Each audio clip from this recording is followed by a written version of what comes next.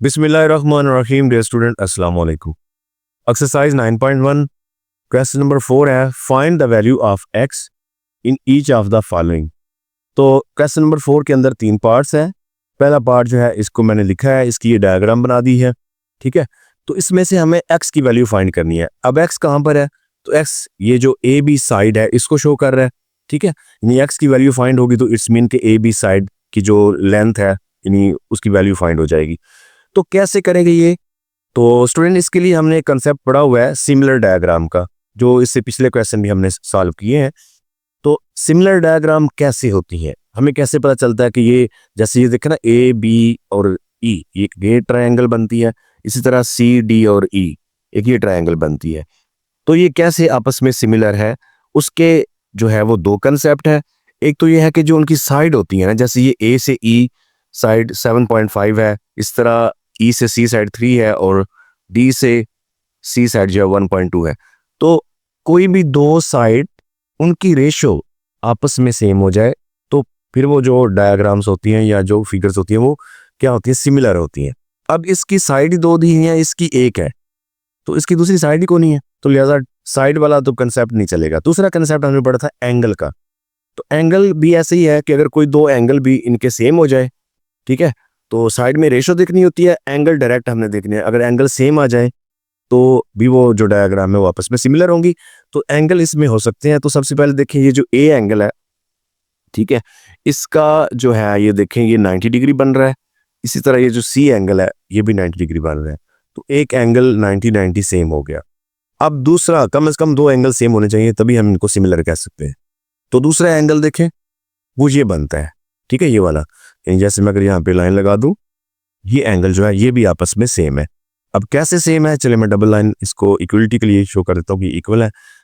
इसका कंसेप्ट ये है कि अगर कोई भी 2 लाइनें, ठीक है, आपस में क्रॉस कर रही हों, जैसे ये 2 लाइनें आपस में क्रॉस कर गई, तो इनके जो अपोजिट एंगल होते हैं वो हमेशा सेम होते हैं। जैसे ये एंगल इस एंगल के हमेशा सेम होगा, ठीक है।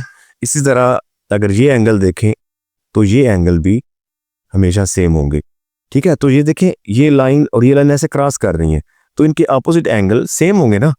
तो इस डायग्राम के लिए, इस ट्रायंगल के लिए ये एंगल हो गया और इस ट्रायंगल का ये एंगल, तो ये आपस में सेम हो गए। तो 2 एंगल सेम हो गए, इट्स मीन के ट्रायंगल जो ए बी ई है, इसी तरह ट्रायंगल जो डी सी ई है ये आपस में क्या है, सिमिलर है। तो मैं इनको लिख सकता हूं, ट्रायंगल बी ए सी, चलें एक सीक्वेंस से लिखते हैं, ठीक है, क्योंकि एंगल इस पे है। इसी तरह डी सी ई या ई सी डी, ये क्या है आपस में, ट्रायंगल ई सी डी। तो जो 90 एंगल है वो मैंने सेंटर में रखा है, इसका भी इसका भी। तो ये आपस में क्या है जी, सिमिलर है। तो सिमिलर का ये साइन होता है, ठीक है। अब अगर ये सिमिलर है तो हमें क्योंकि एक्स की वैल्यू फाइंड करनी है, तो उसका कंसेप्ट ये है कि अब इनकी रेशो देखेंगे, क्योंकि वो साइड है, एंगल तो है नहीं ना एक्स, ये साइड है, इसको हमने फाइंड करना है तो हमें रेशो देखनी होगी। तो हम जो रेशो वाला कंसेप्ट है उसको इस्तेमाल करके हम ये साइड जो है यानी एक्स जो है वो फाइंड कर लेते हैं। तो अब देखिए अगर ए बी साइड की बात करें तो इसकी जो रेशो है वो डी सी इस साइड से इक्वल होगी, क्योंकि देखें साइड की तरतीब जो है वो जरूरी है। इसी तरह ए और ई जो है ये ई और सी इन इस साइड के इक्वल होगी। तो हम यहाँ पे लिखेंगे जी A B side ratio C D side ये इक्वल होंगी ए ई साइड और सी ई या ई सी जो भी लिख लें, ए ई साइड रेशो ई सी या सी ई जो भी है, ठीक है जी। अब ए बी साइड जो है ये तो है एक्स, रेशो जो डी सी या सी डी साइड है ये है जी 1.2 सेंटीमीटर, ठीक है। आप सी एम साथ लिख सकते हैं लिखना चाहें तो। ए ई साइड जो है ये है 7.5 रेशो और ई सी जो है ये है 3। अब इसको हम क्या करेंगे जी, इसको हम फ्रैक्शन की शक्ल में लिखेंगे, यानी बटे की शक्ल में, x बाय 1.2, इसी तरह 7.5 डिवाइड बाय 3, ठीक है। इसके बाद क्या है, इसका सोल्यूशन है क्रॉस मल्टीप्लाई, यानी हम इसको क्रॉस मल्टीप्लाई करते हैं। 3 को x से मल्टीप्लाई करें तो ये आएगा 3x, 1.2 को इससे मल्टीप्लाई करें यानी 1.2 मल्टीप्लाई 7.5। तो पहले इसको मल्टीप्लाई कर लेते हैं कि क्या आता है। 3x इज इक्वल टू, तो इन दोनों को मल्टीप्लाई करने से ही आ रहा है जी 9। क्या आ रहा है? 9। अब 3 क्योंकि मल्टीप्लाई है, इस तरफ आके डिवाइड, तो x इज इक्वल टू 9/3। तो ये इस पे कैंसिल हो जाता है, फिर 3 टाइम 9 होता है, x is equal to 3 centimetre. चले यहाँ पे आप सेंटीमीटर लिख लें क्योंकि ये सारे सेंटीमीटर में दिए हुए हैं। तो ए से बी जो साइड है ये 3 सेंटीमीटर निकल गई है। ठीक है जी। पार्ट नंबर 2 में जो डायग्राम दी हुई है ये है जी बी, सी और डी। यानी एक बड़ी ट्रायंगल नजर आ रही है, उसके अंदर ये एक पॉइंट ई है और ये एक एफ है, ये एक छोटी ट्रायंगल बन जाती है। तो ये 2 ट्रायंगल है। तो इसमें से हमने ये जो ई से सी साइड है, एक्स इसको शो कर रहा है, इसकी वैल्यू हमने फाइंड करनी है। तो स्टूडेंट इसमें जो कंसेप्ट आ रहा है वो जो सिमिलर डायग्राम वाला नहीं है, बल्कि इसमें एक और कंसेप्ट चलेगा। इसमें ये होता है कि जी ये देखें, ए से एफ और सी से डी, ये 2 लाइनें ये एरो शो करते हैं कि ये आपस में पैरेलल है। पैरेलल मतलब कि जितना यहाँ पे फासला है इतना ही यहाँ पे है, इतने ही यहाँ पे है, यानी मुकम्मल एक फासले पे ये आगे जा रही हैं। तो अगर कोई लाइन जो है वो एक किसी ट्रायंगल की एक साइड के पैरेलल हो, ठीक है, और बाकी 2 साइड को वो टच कर रही हो, उसका मतलब ये होता है कि उसकी जो साइड की रेशो है, यानी बी से ई रेशो और ई से सी जो रेशो है, इसी तरह बी से एफ और एफ से डी जो रेशो है, ये आपस में इक्वल है। यानी मैं अगर यहां पे लिखूं बी से ई, ये साइड इसकी रेशो किसके साथ? ई से सी, ये किसके इक्वल होगी? बी से एफ, साइड बी एफ और एफ से डी, रेशो एफ और डी। ये क्यों ऐसे हुआ? ये इसलिए ऐसे हुआ, दोबारा बता रहा हूं, अगर कोई एक लाइन ट्रायंगल की एक साइड के पैरेलल हो और दूसरी लाइनों को वो टच कर रही हो, ठीक है, तो फिर जो टच करने से जो रेशो बनती है साइड की, वो आपस में इक्वल होती हैं। ठीक है जी।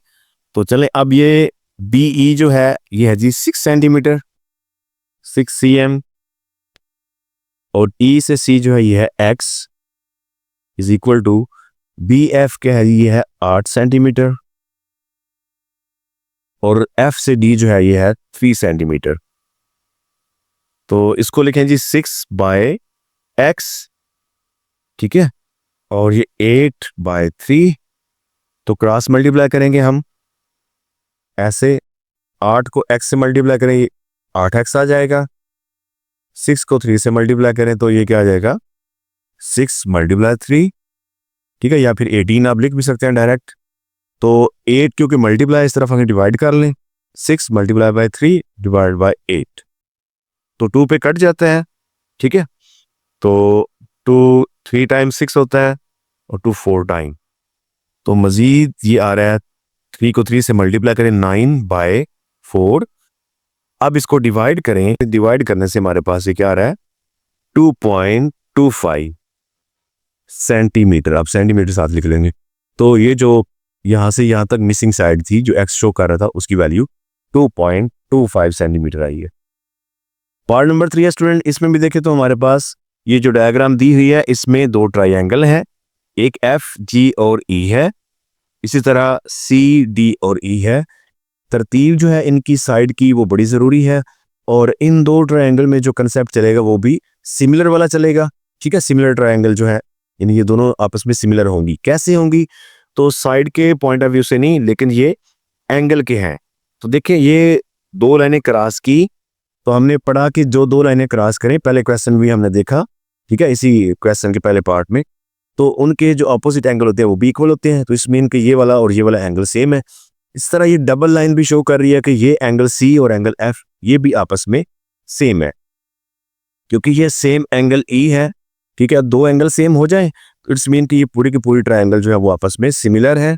तो हम यहाँ पे लिख सकते हैं कि triangle C D E similar है ट्रायंगल एफ जी और ई, ठीक है जी।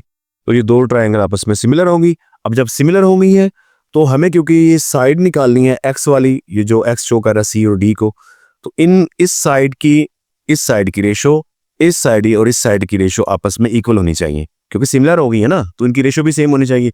तो इट्स मीन के सी डी जो साइड है इसकी रेशो किसके साथ, एफ जी के साथ, क्योंकि ये जो तरतीब है वो बड़ी ज़रूरी है, यानी इसकी ये साइड अपोजिट बनती है डायग्राम के पॉइंट ऑफ व्यू से। एफ जी ये इक्वल होनी चाहिए किसकी, डी ई जो साइड है इसकी रेशो जी और ई, यानी ये जो साइड बनती है आपस में जो करस्पॉन्डिंग, इनकी रेशो के इक्वल होनी चाहिए। यहां पे हम लिख सकते हैं डी ई साइड रेशो जी ई। ओके जी, अब इनकी वैल्यू लिखें, सी डी देखें तो ये एक्स है, ठीक है, रेशो एफ जी देखें तो ये है जी 2.1 सेंटीमीटर, डी देखें तो ये हमारे पास आ रहा है 2.5 सेंटीमीटर, रेशो जी देखें ये है जी 2.4 सेंटीमीटर। ठीक है, तो इनको आप देखें फ्रैक्शन की शक्ल में, 2.1 यानी बटे में लिख दिया इज इक्वल टू ये 2.5 डिवाइड बाय 2.4, ये तीनों वैल्यू सेंटीमीटर में है तो एक्स भी सेंटीमीटर में ही आएगा। एंड पे मैं आंसर के साथ लिख लूंगा। अब क्रॉस मल्टीप्लाई करें, ये आएगा 2.4 एक्स और ये 2.1 मल्टीप्लाई 2.5, मल्टीप्लाई कर लें या ब्रैकेट्स डाल लें एक ही बात है। तो 2.4 एक्स इनको मल्टीप्लाई करें तो क्या आएगा, ये आ रहा है जी 5.25। अब ये 2.4 इधर मल्टीप्लाई इस तरफ आके डिवाइड हो जाएगा, x is equal to 5.25 divided by 2.4। Divide करने से हमारे पास क्या आंसर आएगा जी, डिवाइड करने से हमारे पास जो आंसर आ रहा है x इज इक्वल टू 2.1875। तो अगले दो ये खत्म भी करें तो इसको राउंड करके 2.19 सेंटीमीटर, ठीक है, हम लिख सकते हैं। तो ये हमारी ये जो मिसिंग साइड थी सी से डी, ये बनेगी 2.19। ओके हो गया जी स्टूडेंट।